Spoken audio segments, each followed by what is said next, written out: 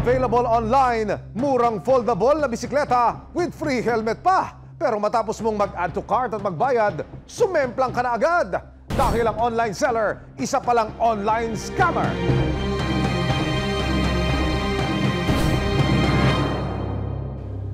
Para makatipid, naisipan ni Jerome na maghanap ng mga murang bisikleta online hanggang sa ma-browse niya ang isang post na nagbebenta ng foldable bike sa halagang 1,700 pesos lang. At lalo pa raw siyang naengganyo nang makitang with free helmet pa. Agad daw niyang minessage ang seller at mabilis naman daw itong sumagot. Nang magkasaraduhan na, agad pinadala ni Jerome ang 1,700 pesos via mobile o e-wallet. Pero after few minutes, bigla siyang binlock ng seller. Naku po! It's a scam pala! Dumulog si Jerome Nepomuceno sa resibo para ireklamo ang naranasang panloloko online. Paano nagsimula yung transaksyon niyo? Kwento mo sa akin. Yun nga po, since nag-chat na po ako sa kanya, nagkaroon na po kami konting conversation, kinukuha ko na po yung address niya para ako na po magbubook. Parang gusto niya, siya yung maunang mag-book. Napalalabasin niyang nagbo-book na siya, yun na, kukunin niya na information mo. Nung sinabi ko, sige, gito na lang, nauna ka na. Picturean mo na lang yung rider na nakasakay na tong bike at siya namang isisend ko yung pera po sa inyo. Binayaran ko na po nung pag-alis na daw yung pagbayad ko na, sinabi nung seller, nakaalis na. Nagpadala pa raw ang scammer ng litrato ng nakatiklop na bisikleta na sakay-sakay na sa isang motor. Parang ready to be delivered na. Legit na legit po yung dating. May tumawag po sa akin at sinundan din ng text na nagpakilalang rider po. Na wari ko parang kasabot lang din itong itong seller po Tumawag. Sabi niya, "Sir, nandito na po ako sa pick-up location." Nakita ko naman, okay naman po yung item, ito ganyan.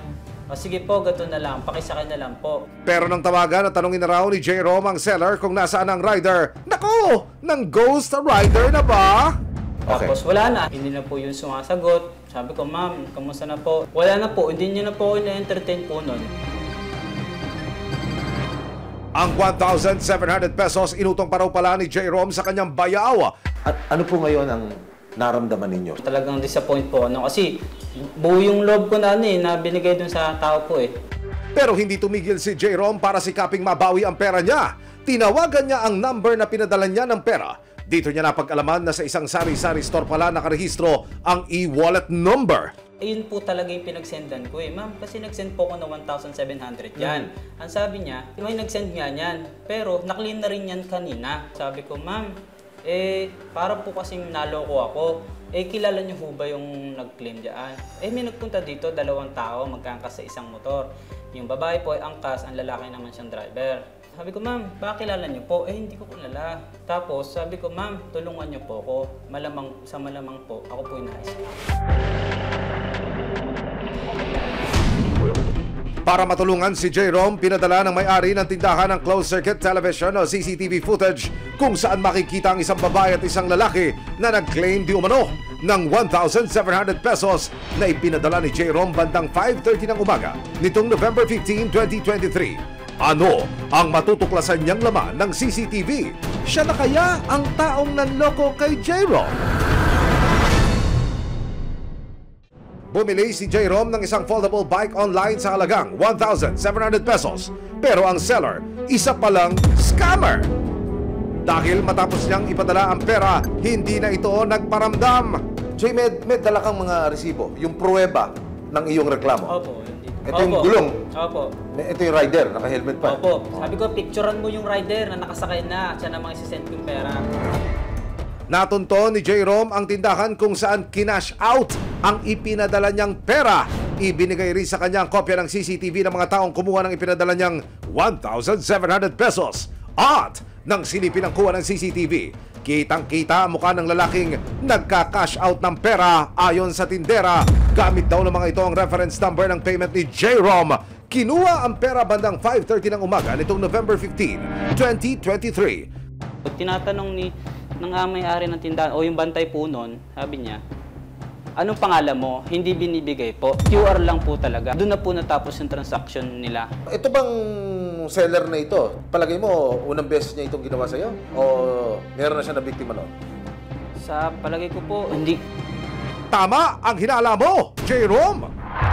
Sa aming pagmamanman sa scammer na inireklamo ni Jerome, napag-alaman ng resibo na hindi lang si Jerome ang na-scam at nabudol ng seller ng bisikleta. Ang biktima nakapag-post pa sa social media ng kanyang naging karanasan sa parehong seller na nanloko kay Jerome. Ayon kay Maricel, minadali pa raw siya nitong mag-send na ng pera para sa in-order niya. This time, isa namang electric scooter ang ibinebenta ng parehong seller.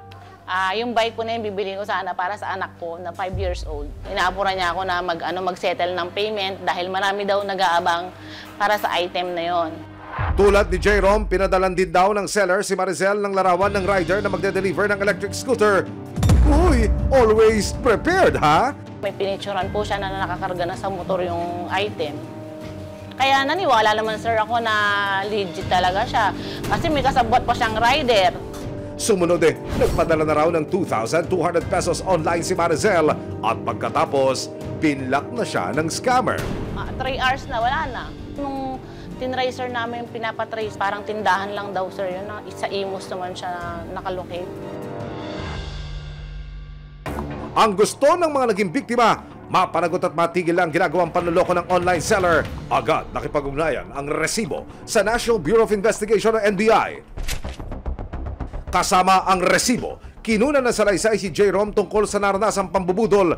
I-turn over din niya ang mga hawak na resibo o ebidensya laban sa suspect. Kasama ang CCTV footage kung saan nakuna ng video ang mga sinasabing scammer. Nangako naman ng NBI na tututukan nila ang kaso para matigil na ang panloloko ng scammer. Tingnan natin kung yung item ba na binebenta is worth it ba para dun sa presyo. Kung may doubt tayo, you have to trust your instinct. Alamin natin kung sakali na magrereklamo tayo, alam ba natin yung lugar ng tao? Alam ba natin yung tunay na pangalan? Huwag tayong magbibigay ng advance payment. Ang isang risk diyan kahit cash on na cash on delivery o COD, kung nagkaroon ng defect, kanino tayo magrereklamo kung di natin alam yung mismong lugar niya? Hindi kami tumitigil na hanapin ang mga taong ito at mabigyan ng tamang leksyon. At ibibigay natin sa kanila ang tamang justice para dito sa mga victims. Ang susunod na step namin, alamin namin, tukuyin namin kung sino talaga yung taong gumagawa nito. Posibleng maharap sa kasong paglabag sa cybercrime law ang sinumang sangkot sa panloloko online. Para sa akin, masaya naman ako kasi sa tingin ko, isa akong pwede maging instrument kasi dito na matigil yung kalokohan na ginagawa ng mga katulad nila mga scammer.